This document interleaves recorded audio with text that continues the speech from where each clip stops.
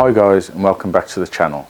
I just thought I'd do a quick update on a video I released a couple of days ago on the last 12 months ownership and the costs on the Range Rover Sport. One job that was done on it was the replacement of the fuel filter housing because of a faulty sensor. Now in that video I actually said that I'd replace the whole housing including this metal part. Now I'm going to give you my thoughts on this and a way of saving a little bit of money. So let's have a look at the unit. Okay, let's have a look at the unit in a bit more detail.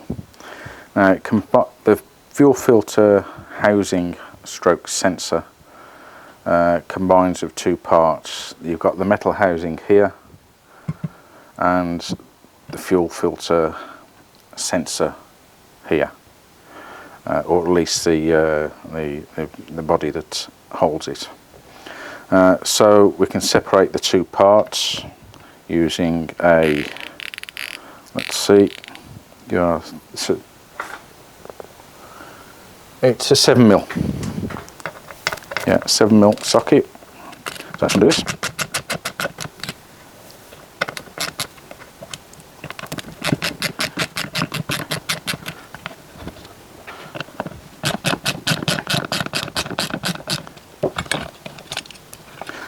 So there are the two parts.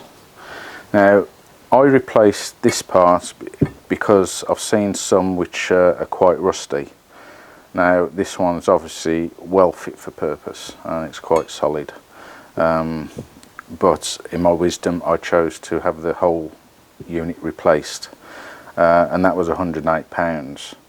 Now if I've got to do this job again, then I just buy this part here, which is called, let me get it right, fuel filter repair kit, and it combines this housing here onto which the fuel filter itself attaches, and I'm presuming that this is the sensor assembly. Now this unit is £48, so it's a considerable saving over the £108 for the two combined. So that's the reason I made this video, is just to show that you can save some money here. Okay guys, thanks for watching. I hope this video's been of use to you and shows that you can save a bit of money on replacing your fuel filter sensor if it goes wrong. Just buy the repair kit and not the combined unit. It'll save you over 60 quid. So thanks for watching. There'll be more interesting stuff to come.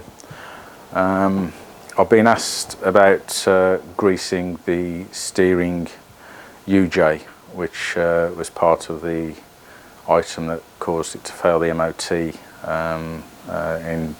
mid-December.